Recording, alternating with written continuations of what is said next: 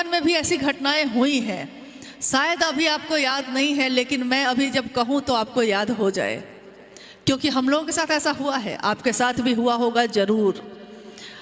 ये अलग बात है कि शिव के लिए नहीं हुआ होगा, कभी कभी ऐसा हुआ होगा आपके जीवन में कि अचानक कोई खबर आई, कोई आपका अत्यंत प्रिय व्यक्ति दुख में है, पीड़ा में है, या हॉस्पिटल में है, या आ रहा है, कुछ भी ऐसा हुआ होगा। अत्यंत प्रिय यानी दिल के करीब कोई है और आपको अब आपका मन उसी की याद में है। चूल्हा जलाया है आपने, चूल्हा आपका शरीर जला रहा है, मैं चूल्हा को जलाए, तावा चढ़ाए हैं, रोटी बेल रहे हैं और रोटी रखनी है तावा पे और रख दिया है आपने हाथ, याद ही नहीं। हाथ जला है तो आप हाथ को पीछे खींच के कहते हैं अरे ये क्या हुआ, नहीं। बैठे हैं दुकान पे, आ रहे हैं लोग, जा रहे हैं लोग, ध्यान मेरा उस आदमी पे है, कुछ ना कुछ ऐसा हो गया है। हो सकता है किसी ने बहुत गहरी बात कह दी है, मन में चोट लग गई है, अब दिन रात मन में वही व्यथा चल रही है, वही पीड़ा चल रही है, तो अब दिन रात ध्यान में वही व्यक्ति है, प्रेम में भी है और पीड़ा में भी है, अब वही उसी की बात याद आ रही है। घर में सब हंस रहे हैं, बोल रहे हैं, लेकिन आपकी आंखों से आंसू ही गिर रहे हैं, क्योंकि आपके मन से वो पीड़ा जा ही नहीं रही है, वो व्यथा नहीं जा रही है, ध्यान उसी पे है। बेटा कह रहा है माँ रोटी दो ना, उधर से दो ना, और आप पानी बढ़ा देते हैं। वो कहता माँ क्या कर रही हो, रोटी मांग रहे हैं, तो आप अकबका के कहते हैं अच्छा रोटी, हाँ हाँ दे रहे। पिताजी चलिए ना, चलना है वहाँ, और पिताजी स्कूटर बढ़ा के चले गए हैं और आगे बेटा चिल्लाता है पीछे से पिताजी स्कूल यहीं पे था, लेकिन उसको नहीं मालूम कि उसके पिता का मन अभी कहाँ जाके ठहर गया है, उसको नहीं पता। हमारे आपके जीवन में इस तरह की घटनाएं हुई होंगी जरूर, कभी न कभी, जब आपका मन भी आपके शरीर से हट के कहीं तो किसी के ध्यान में टिक गया होगा। अब मेरी जिज्ञासा है कि क्या आप में से किसी के साथ ऐसा कभी हुआ है? हुआ है आप लोग के साथ ऐसा हुआ है?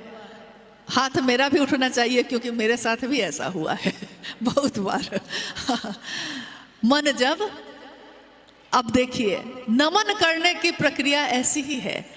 महादेव का सानिध्य जब मिल जाएगा तो जिस व्यक्ति का मन महादेव के सानिध्य में है वो तो अपने शरीर का शुद्ध बुद्ध भी खो बैठता है, तो दूसरों का शुद्ध बुद्ध लेने की का समय कब आ गया आपको? नहीं, लेकिन आपको समय है, बहुत समय है। आज महादेव की दया से इस जगत में हम और आप और हमारे जैसे करोड़ों लोग महादेव को अपना गुरु बना के चल रहे हैं। ये आनंद, ये आह्लाद, ये शिव गुरु की शिष्यता जो हमारे जीवन में आई है, हमारे दिल में आई है, ये पहले तो नहीं थी, हमारे पास नहीं थी। ये निधि जो मिली है हमको, जब भी हम दुनिया को देखते हैं, जैसा अभी भाई सतीश जी जब अपने जीवन की अनुभूति बता रहे थे, कितनी सही पंक्ति है कि दुनिया में इतना गम है। ये दुनिया जो है, जब दुनिया में आप निकलिएगा ना, तब आपको लगेगा कि हम सोचते हैं अपने घर में बैठे बैठे हम ही बहुत दुखी हैं। 4 आदमी आपको कह दिया कुछ तो आप दिल्ली के इस कोना से उस कोना में जाके 10 आदमी के सामने इस बात को कहने लगते हैं, आंखों से आंसू बहने लगते हैं, घर में बंद हो जाते हैं, अब तो चर्चा में जाएंगे ही नहीं। व्यक्ति भारी हो गया, महादेव हल्के हो गए। लेकिन आपने सोचा है कि जो सामने बैठ के आपसे बात कर रहा है उसके लिए भी किसने क्या क्या बोला है? तो मेरा मन किसके सानिध्य में है? जो हम आज भी चल रहे हैं और चलते रहेंगे हमेशा, क्योंकि मन ये सानिध्य प्राप्त कर चुका है अपने साहब का, अपनी दीदी का, और उन्होंने मेरा सानिध्य करवाया है महादेव से, आपका भी करवाया है। उन्होंने कोई बेईमानी नहीं की, उन्होंने सबके मन का सानिध्य करवाया है।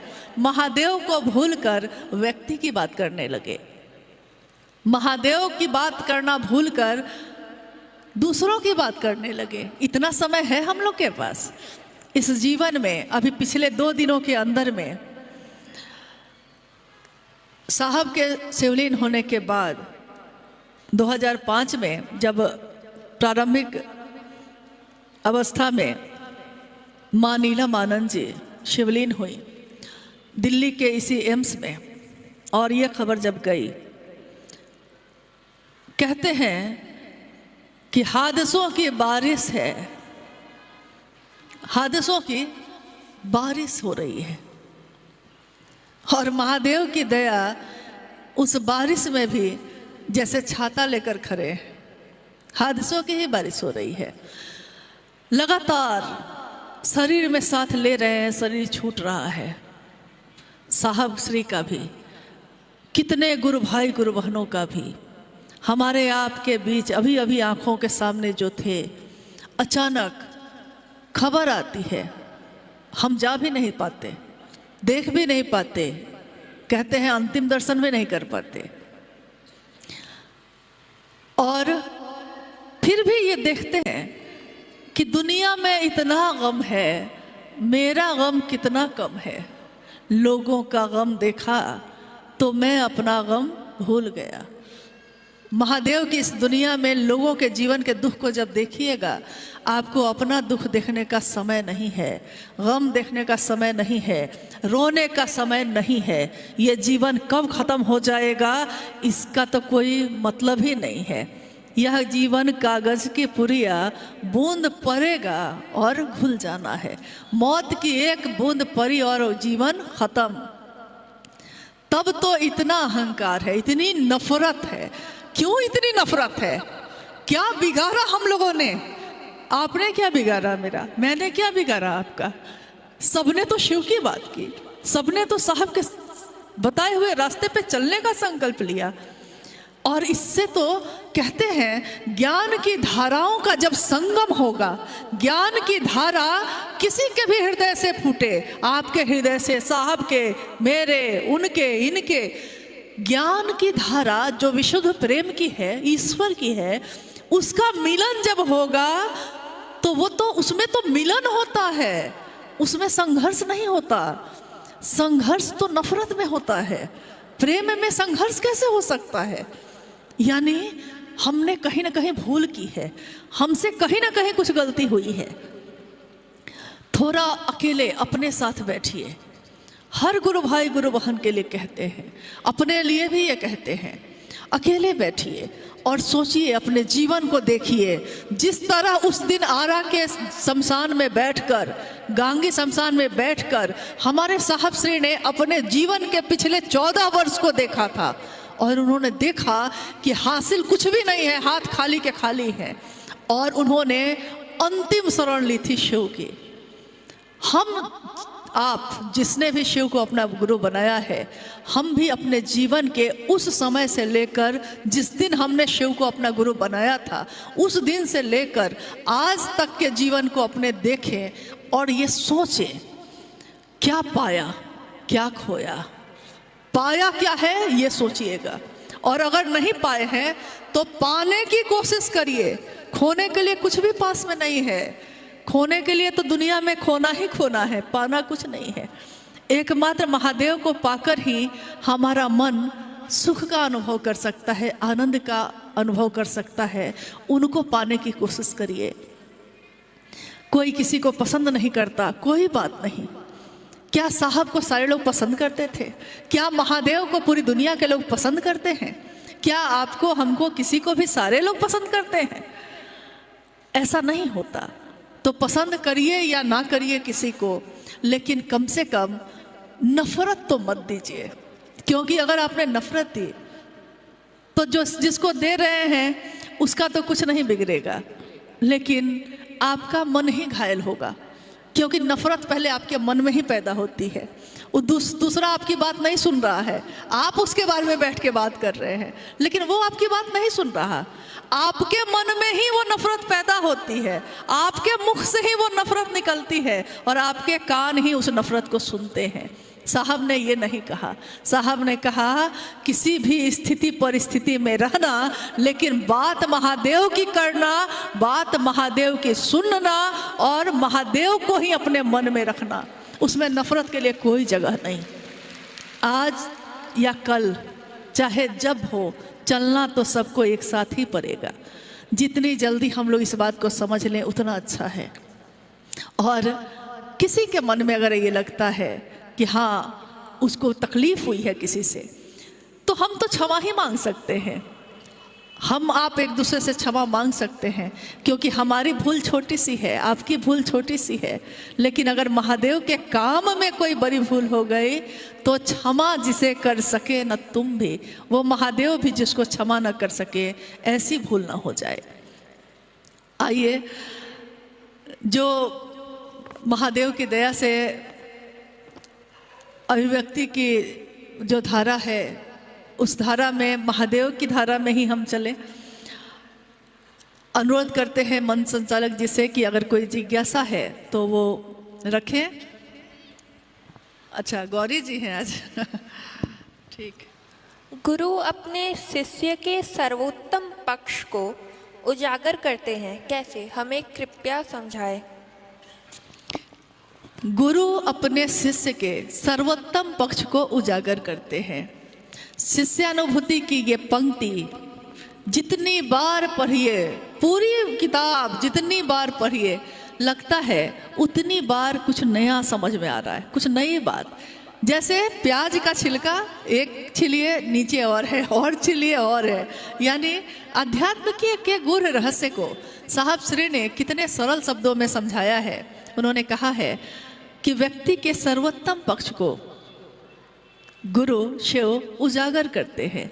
और जीव का सबसे सुंदर पक्ष क्या होता है, एक विद्यार्थी का सबसे सुंदर पक्ष क्या है, ये उसका गुरु बता पाता है।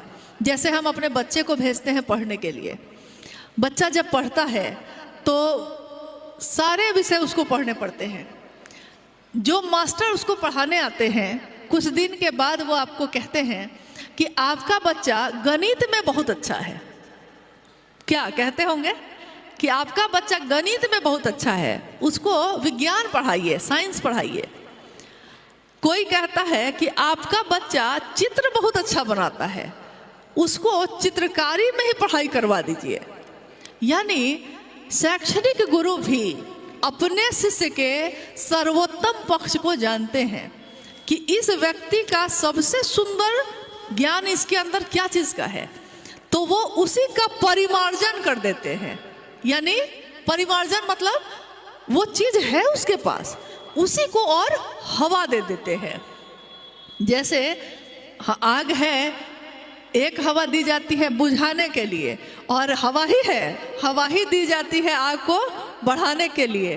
तो महादेव जब गुरु होते हैं तो हमारे कर्म फल जो भी हैं, स्वकर्म या हमारे प्रारब्ध कर्म, जो भी कर्म हो, अच्छे कर्मों को वो हवा दे देते हैं।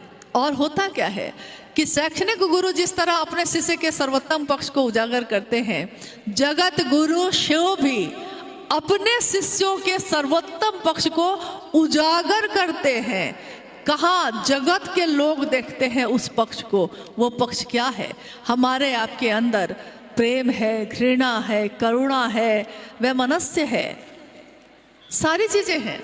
लेकिन महादेव के सानिध्य में हमारा मन का सबसे सुंदर पक्ष वो उजागर होता है, शिव हो जाना, शिव जैसा हो जाना।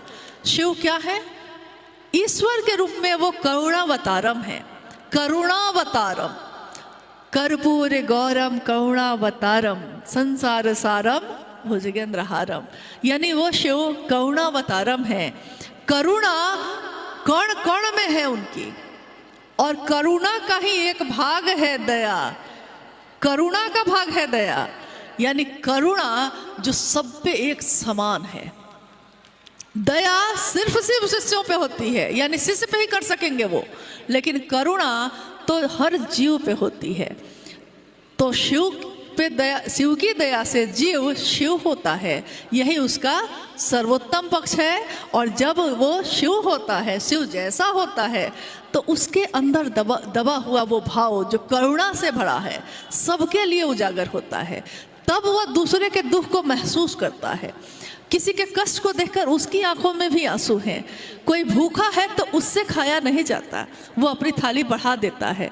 कोई ठंड में कांप रहा है तो वो अपनी चादर उतार कर उसको बढ़ा देता है, क्योंकि उसका स्वभाव जो सिर्फ अपने लिए सोचता था, अब स्वार्थ के तटबंधों को तोड़कर सर्वमय हो गया, सर्वहित का सोचने लगा, सबके लिए सोचने लगा। यहाँ कौन पराया है? यहाँ कोई पराया नहीं, इसलिए वो अब सबके लिए सोचता है, सबका अच्छा और शुभ सोचता है।